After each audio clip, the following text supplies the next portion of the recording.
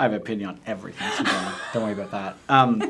No, I think they can be good when they're used effectively, right? Okay. So what I mean by that is having, a bit of a recognition for somebody being there for 10 years or 5 years or 20 years. I think that's great because you want to show that we care that you've stuck around. We appreciate that you've stuck around as long as you have. I think that's fantastic.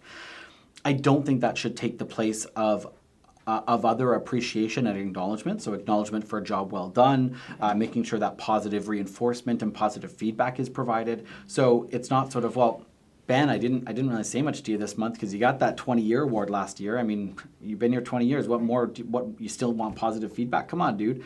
No, you still have to get that. So I guess it's as long as the recognition isn't taking place of other positive acknowledgement and positive feedback, I think it can be really successful. And I think it shows that as a company, if it's something you're celebrating and measuring and talking about, it's clearly something you care about, right? So if you are highlighting that, then I think it's because it's important to you as a company or as an organization. So yeah, I think it can be really positive. It's just got to be used in the right way, like anything. Oh, that's great. Yeah.